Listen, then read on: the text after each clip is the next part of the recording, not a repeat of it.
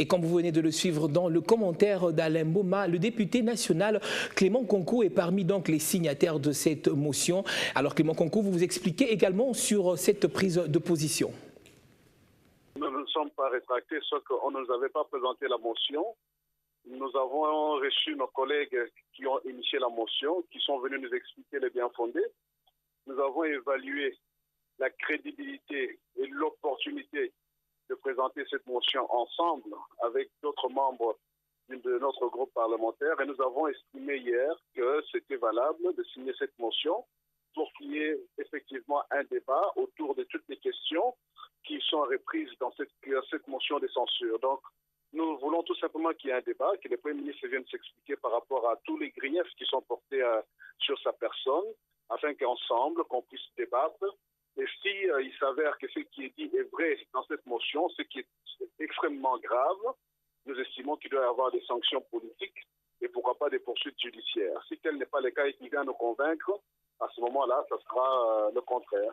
Mais nous estimons aujourd'hui qu'il est opportun que nous puissions en débattre et pouvoir présenter cette motion au niveau de l'Assemblée nationale, d'autant plus que même les autres collègues de la majorité qui avaient signé ont maintenu leur signature. Nous estimons qu'il y a beaucoup de chances que cela soit réellement mis sur la place publique pour que le Premier ministre ait à répondre ou sinon rendre des comptes au peuple congolais par rapport à sa gouvernance. Alors Clément Konkou, c'est bien de le dire, vous êtes sans ignorer également de la configuration, il faudra le dire, actuelle de votre institution. Alors ne pensez-vous pas que cette démarche n'a aucune chance d'aboutir? La question n'est pas que la démarche puisse aboutir, parce que je crois que nous n'avons pas pour ambition de faire partir le Premier ministre. Nous avons pour seule ambition de tirer au clair tout ce qui est reproché au Premier ministre.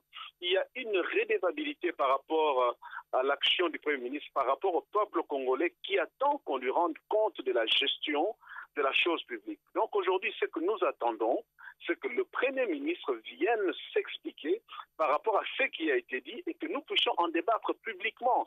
C'est une question de transparence, tout simplement. Je crois que c'est ce qui nous intéresse aujourd'hui et c'est ce que nous attendons. Mais ce n'est pas parce que nous voulons régler des comptes, mais parce qu'il y aura un débat. S'il s'avère réellement que ce que le Premier ministre a fait est confirmé dans cette motion de censure, je crois que le peuple congolais ne pourra qu'en tirer toutes les conséquences. Et devant la conscience des députés, devant la nation et devant l'histoire, nous allons porter la responsabilité de prouver que notre chambre est une chambre qui est responsable et que nous pouvons réellement aujourd'hui jouir de la confiance que le peuple a mis en nous quand on nous a voté. Clément Konkou, je rappelle que vous êtes député national de la circonscription de Dibaya au Kasaï occidental. Merci d'avoir répondu à notre question.